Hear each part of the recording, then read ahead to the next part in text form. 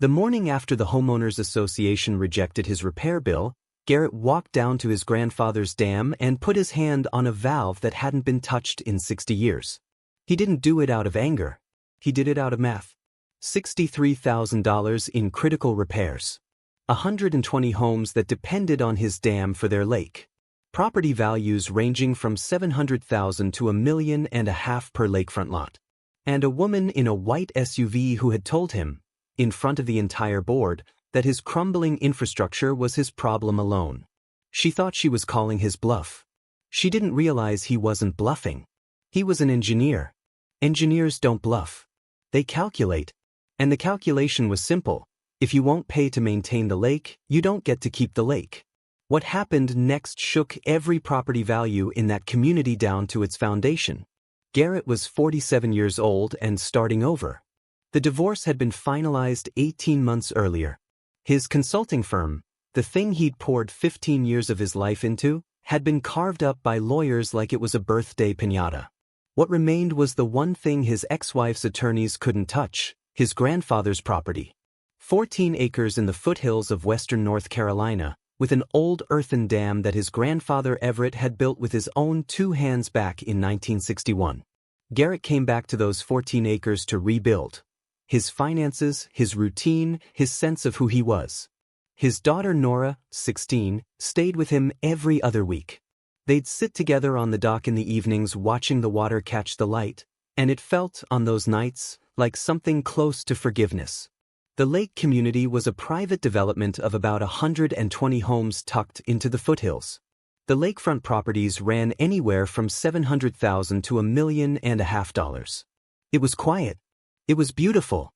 It was, in theory, exactly the kind of place a man might disappear into while he figured out what came next.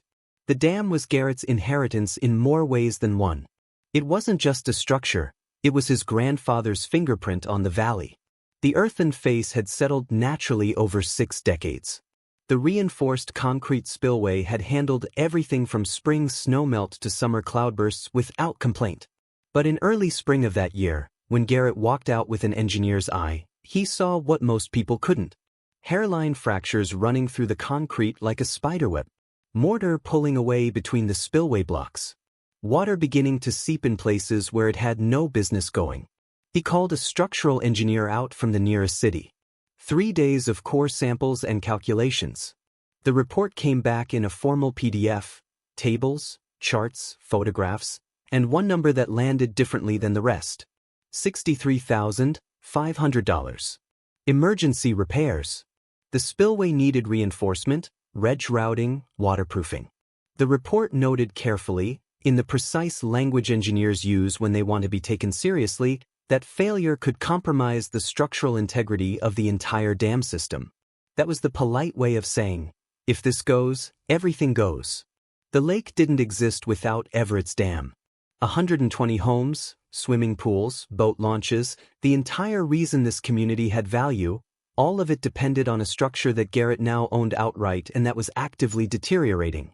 He scheduled a meeting with the HOA board. Barbara had been HOA president for 6 years. She was always immaculately put together, coordinated pastels, matching jewelry, and she parked her white Cadillac Escalade in the community center lot at such a precise angle that it seemed less like parking and more like a statement.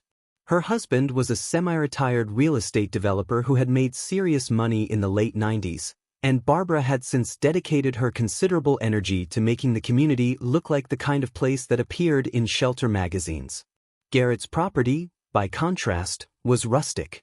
Wild brush, native oak trees, a grandfather's house that looked genuinely lived in. It did not coordinate. The board meeting was on a Tuesday evening in early April. The smell of the lake, that particular mixture of water, fish, and minerals, drifted through the open windows. Garrett brought 3 copies of the engineer's report. He presented the facts cleanly. He asked for a community cost-sharing solution. The board listened. Barbara smiled, a smile that didn't get anywhere near her eyes, and then she laughed. Not in a kind way. "Your dam, your problem," she said. The board voted 4-1 to reject his request. The fine started 2 weeks later. First came a certified letter, Garrett's property was in violation of the community covenants. Unmaintained property presenting unsightly visual conditions. $250 per week until remedied. Then another, excessive brush overgrowth near the eastern boundary. A weathered fence on the northern edge beyond community standards. Another $250. Then another, his dock, the same dock his grandfather had built, the dock where Garrett and his daughter sat watching the light die over the water, was deemed a structural eyesore. They were coming fast now, 7 days apart. The certified letters stacked up on his kitchen counter. By the end of May, 11 violations had been issued. $2,750 in fines on property he owned outright, sitting on land that had been in his family since before the HOA had even existed. That last detail was the one he didn't fully understand until he hired a property rights attorney named Marcus, practicing out of Charlotte. Marcus took one look at the deed filed in 1962, the original deed when Everett had formally recorded his ownership, and told Garrett something that changed the entire picture. "You might not be subject to the HOA covenants at all," Marcus said over the phone. Property, grandfather's signature on a formal covenant acceptance. And there, in pencil, in his grandfather's handwriting on the margin of that letter, "Not interested in their rules on my private land." He had never signed. Garrett called Marcus back. "What does that mean?" "It means she's been issuing fines on property she may have no legal authority to fine. It means your 14 acres might not be bound by the covenants at all. And it means her little enforcement campaign just became very expensive for her." The water in the spillway made that particular hollow sound it always made in late May, the sound of early summer, of the lake expanding with spring runoff. Garrett stood on the dam's face and breathed in the mineral smell of the water, the earthy smell of weathered concrete. He sent Marcus's letter to Barbara the following Monday. It was polite, professional, and devastating. It stated that Garrett's property predated the HOA's establishment, that he had never formally accepted the covenants, and that the fines were therefore void and unenforceable. It further noted that Garrett was prepared to file suit to recover any fines already paid and to seek damages for the illegal lien threat that had appeared in one of the certified letters. Barbara's response came 3 days later, not from her, but from an HOA attorney whose letterhead looked expensive. The letter was aggressive. It insisted the fines were valid. It accused Garrett of bad faith attempts to escape his obvious obligations to the community. But here's what Marcus had taught him. When someone's attorney starts writing letters without doing their homework, it usually means they're nervous. It means they're not sure of their ground. Barbara escalated in early June. Garrett was at his small office, a converted outbuilding on the property, when the trucks arrived. 2 of them, a flatbed with surveying equipment and a pickup with the logo of a structural engineering firm emblazoned on the door. 4 people got out. Nobody knocked. Nobody asked permission. They walked directly to the dam with clipboards and measuring tape and began photographing the spillway. One of them placed equipment at the base of the concrete. They were taking core samples. Garrett walked over. He kept his voice level. "Who authorized this?" A man in a polo shirt with a professional smile turned around. "HOA assessment. We're evaluating the structural. You're on private property. Who gave you permission to be here?" The smile faltered. "The HOA president doesn't own this land. You need to leave." They left. Not happily, but they left. That evening, Garrett filed a trespassing complaint with a local sheriff's deputy he'd known since high school. The deputy took it seriously. Unauthorized entry onto private property is unauthorized entry regardless of who sent you. A report was filed. The engineering firm received a notice. But Barbara had already won the first part of her game. She'd been making calls. Word spread through the community like spilled water. Garrett was hiding something. The dam was dangerous. He was a safety risk. Word found its way to someone at the county building department, and by mid-June, the county building inspector, a methodical, professional man named Stevens, showed up at Garrett's property. He examined the dam. He examined the spillway. He took photographs. He used instruments Garrett recognized from his own toolbox. A level, a concrete depth gauge, a moisture meter. Then he did something unexpected. He called Garrett over and pointed at the spillway. "How long has this been cracking?" "A few months." I had a structural engineer assess it. $63,000 in repairs needed. Stevens nodded. That sounds about right. This is pretty serious. He paused. I'll be honest with you. Whoever sent me here was hoping I'd condemn this structure. But I can't condemn private property just because someone doesn't like the guy who owns it. And technically, this isn't even my jurisdiction. This dam is part of a private water system on private land. Unless there's been a failure, unless water is flooding someone else's property, this is between you and the state. But here's the thing. He tapped a plat map. Your dam is the only water control structure for this entire lake. If it failed, you'd have a catastrophic situation on your hands and all these people would lose everything. You need to get those repairs done. After Stevens left, Garrett sat on the dock and understood exactly what Barbara was trying to do. Make him look like the villain. Make him the obstacle to community safety. Get him angry enough to make a mistake. He called Marcus instead. July brought heat and desperation. Barbara organized a petition, 73 signatures from community residents demanding that Garrett make immediate repairs or grant the HOA authority to do them at his expense. It was delivered to his mailbox in a plastic sleeve, like a certificate of betrayal. One of the signatories was a woman named Carol who lived 3 houses down, the same neighbor Garrett had bought groceries for when her husband had a heart attack 2 years earlier. The petition meant nothing legally, but it meant something socially. It meant Barbara had convinced most of the community that Garrett was the problem. She doubled down. At the next HOA meeting, attended by nearly 50 residents, she announced that the HOA was exploring all available legal remedies, including, she said, whether North Carolina's eminent domain laws might apply to community structures. Garrett learned about this from Marcus, who'd been monitoring the meeting minutes. Eminent domain? Garrett said. She can't do that. No, Marcus said. She absolutely cannot. Only government entities can exercise eminent domain. Not private HOAs. If she's publicly stating otherwise, that's either bad faith or profound ignorance of the law she's supposed to be enforcing. Possibly both. 2 days after that meeting, a letter arrived on heavy cream stationery from an attorney in the Capitol. The letter was polished and aggressive. It demanded that Garrett grant the HOA a utility easement over the dam and spillway system. It claimed the community had an implied right to access and maintain the structure. It threatened legal action if Garrett just made a huge mistake, Marcus said. They've put in writing that they want access to private property and are threatening legal action to force a private property owner to grant them easement rights. Do you know what's interesting about your 1962 deed? What? There's an attached addendum. Your grandfather gave the original HOA, the informal association from back then, a revocable water license. The community gets to use the lake as long as they share maintenance costs. If they refuse costs and threaten legal action, he included a revocation clause right in the original language. Marcus pulled up a scanned image on his screen. There it was in typed letters from 1962.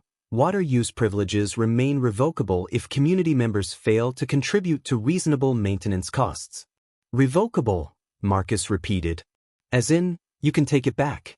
As in, the second they refused your bill and decided to be hostile instead, they forfeited their rights to the lake. Garrett stared at those words for a long time. He thought about his grandfather sitting at a desk in 1962, trying to protect what he'd built. Thinking 60 years into the future. The legal revocation notice took Marcus 3 days to draft. 14 pages of precise, elegant language. Not angry. Not threatening. Just clear. As of 30 days from filing, the revocable water license granted to the Homeowners Association and its predecessors is hereby revoked by the legal property holder. Garrett read it twice, made one small edit, and they filed it with the county recorder's office on a Thursday morning.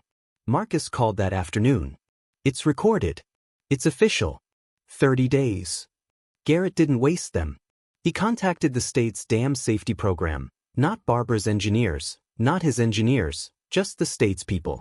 Their inspection report came back within 48 hours and was worse than the first. Seepage in a new section. Structural stress from standing water. Estimated repairs, $64,200. The inspector added a handwritten note. recommend immediate action. Liability exposure significant if failure occurs.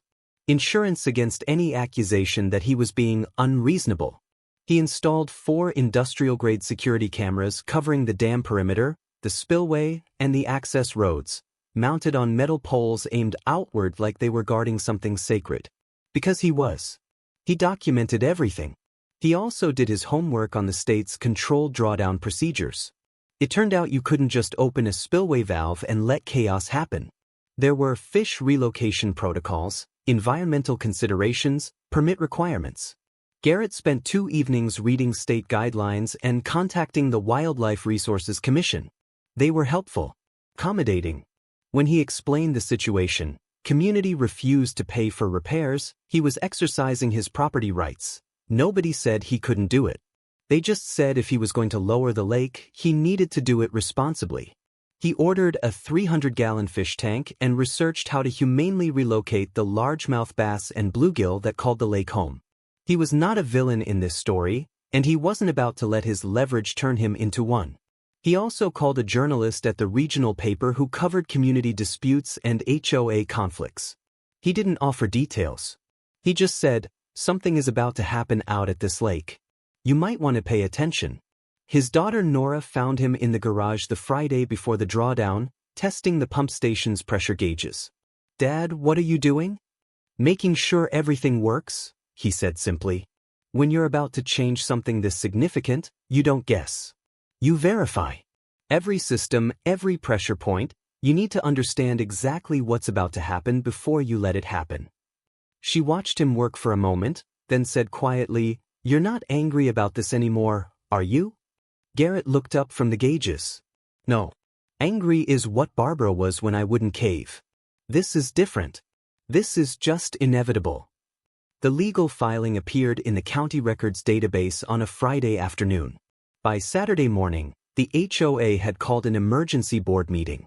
Garrett wasn't invited, but he heard about it within hours. A neighbor texted, "They know. They're freaking out." The HOA's response was predictable.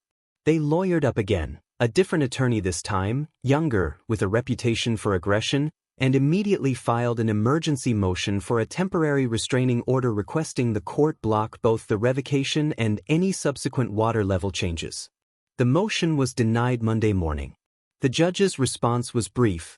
Plaintiff has failed to demonstrate that the defendant's exercise of documented property rights constitutes an irreparable harm. Motion denied. By Monday afternoon, Barbara had changed tactics. She sent Garrett a letter with a settlement offer, $10,000. The letter spoke warmly about community relations and finding common ground and the importance of neighborly cooperation. $10,000. 16% of the repair bill. An insult dressed up in a business envelope. Garrett filed it in his desk drawer without responding. But Barbara didn't stop there. She started posting online, long, panicked messages about how Garrett was holding the community hostage, extorting homeowners, putting private interests above public safety. She created a petition to protect the lake from private property exploitation and got 63 signatures. The comments section became an echo chamber of fear and misinformation. "He's a greedy developer," one post read. "He's trying to destroy the lake for profit," said another. Garrett read none of it. He had his daughters set up email filters. He didn't want the noise. What he did care about were the 3 private messages he received on Tuesday evening from board members, anonymous email addresses. They all said similar things. "This is Barbara's war, not ours. We voted against her position. We wanted to pay the repair bill. We're sorry." One of them added, "If we'd known about that 1962 deed, we would have settled this months ago. Barbara hid it from us." That information, not triumphantly, just with the clear-eyed recognition of a man watching a house of cards finally understand that the wind is coming. The 30-day notice period expired on a Monday morning. Garrett marked the calendar. He didn't open a bottle of anything. He just walked down to the dam with his hands in his pockets and looked at the spillway valve. The water level was still high. Still beautiful. Still worth $1.5 million per house. He placed his hand on the lever and took a breath. Then he began to turn it. The sound was mechanical. Practical. A lever rotating, gears engaging. A system designed decades ago finally being asked to do something other than sit and wait. The spillway gate opened. Water rushed through with a roar that echoed off the landscape. Louder than Garrett expected, louder than he was ready for, just loud. The sound of control being exercised. The sound of inevitability made audible. He didn't open it all the way. Just 30%. Enough that the water would flow out faster than rain and creek inflow could replace it. Enough that the level would drop measurably within hours. Enough that everyone would notice. By Tuesday evening, the first calls came in. Residents complaining that their boats were tilting. Docks sitting higher than the waterline. Something was wrong with the lake level. By Wednesday morning, the water had dropped 4 inches. By Thursday, another 4. By Friday, 8 more. The pattern was clear, 6 inches per day, give or take. Controlled. Measurable. Relentless. Garrett opened the spillway a little wider. 10 inches per day. The sensory reality of a draining lake is something you don't fully understand until you witness it. The smell was the worst part, not all at once, but building. That rich, rotten stench of exposed lake bottom. Rotting vegetation. Disturbed mud. The mulch of 60 years of decay that had been submerged and anaerobic, now suddenly exposed to open air. Fish struggling in water that was getting too shallow, too warm. The sound changed too. No longer the gentle lap of water against dock pilings. Instead, the scrape of boat hulls dragging across gravel, the crack of mooring ropes going slack, the slurp and squelch of mud being exposed yard by yard, foot by foot. A real estate agent Garrett trusted called on Friday afternoon. "Properties are already down," she said quietly. "Some of the waterfront homes have dropped $200,000 in comparable value. Buyers are pulling offers. People are panicking." The lake dropped another 14 inches that weekend. On Sunday evening, Garrett received a call from a number he didn't recognize. He almost didn't answer. When he did, the voice was male, measured, professional. "Garrett, this is Vince, Barbara's husband. The real estate developer. The one whose portfolio was currently evaporating. I'm calling on my own. Barbara doesn't know. I need to know what it would take for you to stop this." Garrett stood on his porch. The sun was going down. The lake was visibly lower than it had been that morning. He could see exposed shoreline now, muddy, strewn with algae-covered rocks and logs. "Pay the $63,500, Garrett said. "Plus my legal fees, $18,000. Get the board to authorize it. Get it done before the middle of next week." Silence on the other end. "That's a lot of money." "It's exactly the money you said wasn't your problem," Garrett replied. "But now it's everyone's problem. So yes, that's what it costs." Another pause. Vince was doing math. $40,000 in home value loss per property. 68 lakefront properties affected. His own real estate holdings worth roughly $3 million, evaporating because his wife had said no to $63,000. "I'll talk to Barbara," Vince said finally. "You do that," Garrett replied and hung up. The lake dropped another foot that night. By Monday morning, the community was in open panic. People were calling county commissioners. People were posting frantic messages online. People were beginning to understand, fully and for the first time, that they didn't actually control this lake. Garrett did. The emergency HOA meeting was called for Tuesday evening. The message went out at 6 in the morning. All residents invited. Critical community matter. By 6:45, the parking lot was full. Cars lined the street. People stood outside because there was no room left inside. 93 residents, according to the fire marshal who showed up to monitor capacity.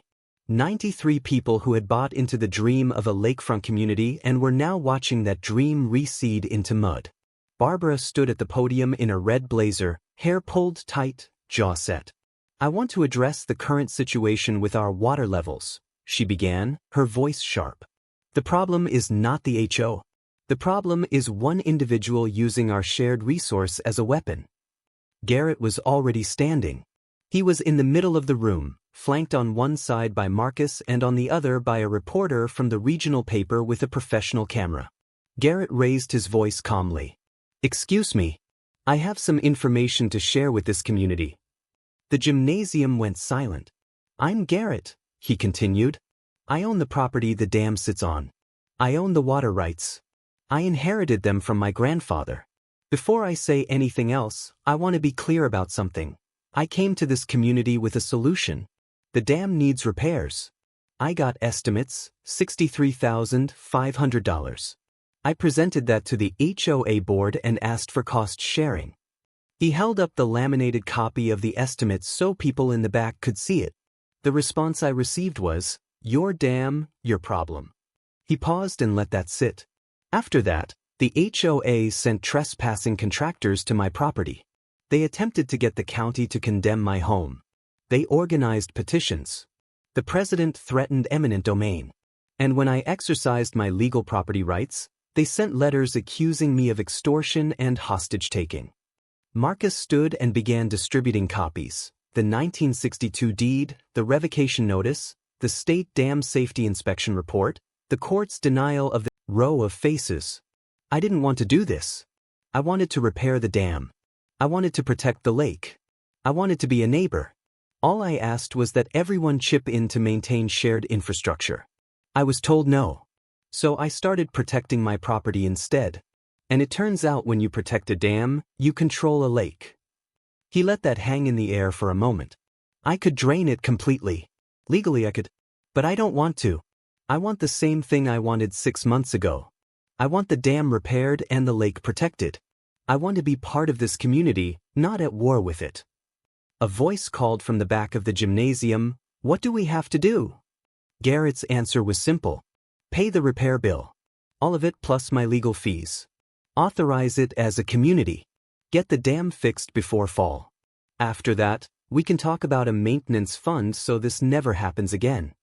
The room erupted, not in anger, but in confusion, and in people turning to look at Barbara, trying to understand how their president had walked them straight into catastrophe. A board member Garrett had never met stood up. Motion to remove Barbara as HOA president, effective immediately. A second voice, seconded. The vote took 3 minutes. It was 91-2. Barbara left the room without speaking. Her blazer was still perfectly pressed, but her face had gone the color of wet concrete. The new board president, a woman named Diane who had been the lone dissenting vote against Garrett from the beginning, immediately called for a vote on paying the repair bill in full plus legal fees. It was unanimous. The sound that followed was different from any sound that Gymnasium had produced that evening. It sounded like relief. The dam was repaired by mid-August. A certified crew working methodically through the summer heat. Garrett stood on his porch some mornings and watched them work. He didn't interfere. He didn't offer advice. He just made sure they had what they needed and that the work was done right. By September, the lake was full again. The water level had returned to normal. The docks were level. The boats were floating. Hawthorne Lake looked as though it had never been threatened at all, except for the raw new concrete on the dam face and the fresh stone along the repaired shoreline. The community, for the first time since Garrett had inherited the property, was genuinely united. A dam maintenance fund was established in October, $200 per household per year. Not revolutionary. Just what should have existed from the beginning. Now it was formal, documented, and binding. Garrett donated a 3-acre strip of woodland around the dam to the community as permanent protected green space, deeded under a conservation easement, never to be developed. He named it for his grandfather, the man who had seen this entire conflict coming 60 years before it started. His daughter Nora organized a shoreline cleanup that first spring after the repairs. 47 residents showed up. They pulled decades of debris from the exposed lake bottom, old fishing lures, broken dock pieces, tires, bottles, the accumulated debris of a forgotten landscape. It became an annual event. Eventually the county sponsored it. Eventually local media covered it as one of the area's most popular volunteer initiatives. Garrett started a consulting firm 2 years later, focused on dam safety. He worked with rural communities across the western part of the state, places with old dams, aging infrastructure, and genuine disputes about who was responsible for what. He helped communities understand their legal positions before conflicts spiraled into wars. He saved more than a few of them from becoming what his community had almost become. It was meaningful work. It paid well. It was the kind of thing his grandfather would have approved of. Barbara sold her house and moved to the coast. She became, as Garrett put it to Marcus once, someone else's problem. Then stayed. He and Garrett eventually became cordial, not friends, exactly, but neighbors who understood each other. They'd see each other at community meetings, and there was no animosity. Just acknowledgement. One evening in June, 2 years after the drawdown, Garrett sat on his dock with Nora. The sun was going down. The lake was full and glassy, reflecting the mountains. A family of geese was paddling near the far shore. The water smelled like water, clean, alive, natural. "Do you ever regret it?" Nora asked, pulling the trigger on all of it. Garrett thought about that. He thought about the legal battles, the fear that he'd made a terrible mistake, the moment he'd opened that valve and heard the roar. "No," he said finally. "I regret that it had to happen. But I don't regret that it did. Your grandfather understood something I had to learn the hard way. Sometimes you have to be willing to lose everything to protect what matters." Nora smiled and leaned her head against his shoulder. "The lake looks perfect right now," she said. "It does," Garrett agreed. "And it'll stay that way. Because now people understand what's at stake." The sun finished setting. The lake went dark and still. And in that stillness, Garrett could hear something he had rarely heard in the years before. The sound of a community that had learned, the hard way, the price of peace. Here is what this story is really about. Barbara didn't lose because Garrett was richer or louder or meaner. She lost because she confused authority with ownership. She ran that HOA like she owned the lake, the land, and every decision that touched them. But she never read the deed. She never asked who actually controlled the water. And when someone showed up with a legitimate request and a reasonable number, she laughed at him. That was the real mistake. Not the fines. Not the trespassing contractors. The laugh. Because Garrett was not the kind of man who forgot being laughed at. He was the kind of man who went home, called a lawyer, and read every document his grandfather had ever signed. The lesson is simple. Preparation beats panic every single time. Documentation beats noise every single time. And if you're going to pick a fight with someone over their own property, you better make sure you actually know what they own. If this story resonated with you, if you've ever had someone try to take authority over something that was never theirs, share it with someone who needs to hear it today. And if you want more stories like this one, hit subscribe right now.